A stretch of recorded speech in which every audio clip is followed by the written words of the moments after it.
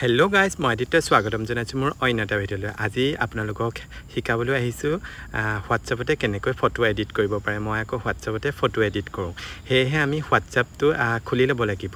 প্ৰথমতে আপুনি মোবাইলত গৈ পিনি হোৱাটছআপটো খুলি ল'ব এনেকৈ মোৰ দৰে, আৰু ইয়াতে দেখিছেনে মেটা AI বুলি আছে, তাতে ক্লিক কৰি দিব। মেটা AIতে ক্লিক কৰি দিব আৰু এনেকৈ এটা ইণ্টাৰফেচ ওলাব ধুনীয়াকৈ।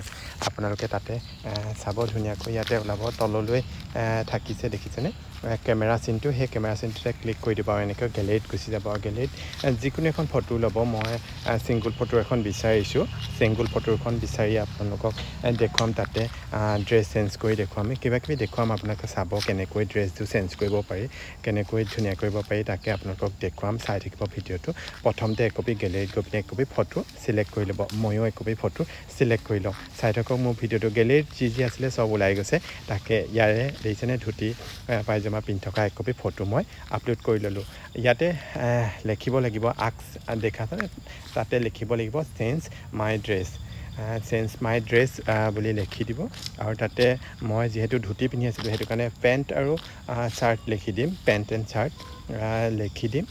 তাতে যদি আপুনি কালাৰ চেঞ্জ কৰিবলৈ হয় তেতিয়া ব্লেক পেণ্ট হোৱাইট চাৰ্ট এনেকৈ লিখি দিব পাৰে, বা গ্ৰীণ চাৰ্ট এনেকৈ লিখি দিব পাৰে। তাৰপিছত ইয়াতে গুচি যাব, অকণমান এনেকৈ ডটকেইটা দেখিছেনে লৰি আছে, তাৰপিছতে ধুনীয়াকৈ ওলাই যাব। দেখিছেনে এই কপি আহিয়ে গ'ল ফটোৰ পটাপট। এতিয়া ডাউনলোড কৰিব। এয়া দেখিছেনে মই হোৱাইট পেণ্ট আৰু হোৱাইট চাৰ্টে হৈ পিনি এটা ধুনীয়া ফটো একপি আহি গ'ল। দেখিছেনে এই কপি ধুতি পায়জামা আছিলে, সেয়া গুচি পিনি এনেকুৱা হৈ গ'ল। এনেকৈও আপোনালোকে ফটো আপলোড কৰিব পাৰে, ধুনীয়াকৈ ফটো আপোনালোকে এডিট কৰিব পাৰে। আকৌ এখন ফটো এডিট কৰি দেখুৱাম বুলি ভাবিছোঁ আপোনালোকক। চাই থাকক। আকৌ আমি কেমেৰাটোলৈ গুচি যাম, তাতে আমি গেলেৰী গুচি যাম আৰু গেলেৰীৰ পৰা আমি আপলোড কৰি ল'ম এখন ফটো। এয়া দেখিছেনে আকৌ আগৰ ফটোখনকে মই আপলোড কৰি ল'লোঁ। আকৌ আমি ইয়াতে লিখি দিব লাগিব চেঞ্জ মাই ড্ৰেছ, আৰু এইবাৰ লিখি দিম ৰেড নহয়, চেঞ্জ মাই ড্ৰেছ লিখিলোঁ। তাৰপিছত আমি লিখিম ব্লেক পেণ্ট বুলি লিখি ল'ম। আপোনালোকে লিখি ল'ব ব্লেক পেণ্ট বুলি লিখিব পাৰে, বা বেলেগ যিকোনো কালাৰ দিব পাৰে আপোনালোকে। মই ব্লেক পেণ্ট বুলি দিছোঁ আৰু লিখিম আমি। তাৰপিছত ৰেড চাৰ্ট লিখি দিম। এতিয়া হোৱাইট চাৰ্ট ওলাই আছিলে যিহেতু, আকৌ ভাবিলোঁ এইবাৰ মই ৰেড চাৰ্টৰ এটা ফটো একপি বনাওঁ, ৰেড চাৰ্ট বুলি লিখি দিম।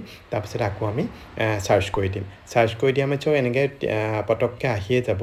এয়া দেখিছেনে চাৰ্চ হোৱা দেখুৱাই আছে আৰু খুব সোনকালে আহি যায়। এয়া দেখিছেনে আহিয়ে গ'ল। আৰু ইয়াতে আমি ডাউনলোডত ক্লিক কৰি দিলে হ'ব। এই কপি দেখিছেনে ফটোৰ কপি এতিয়া হৈছে ৰেড কালাৰৰ চাৰ্ট আৰু পেণ্ট হৈছে ব্লেক কালাৰৰ পেণ্ট এটা আহি গ'ল।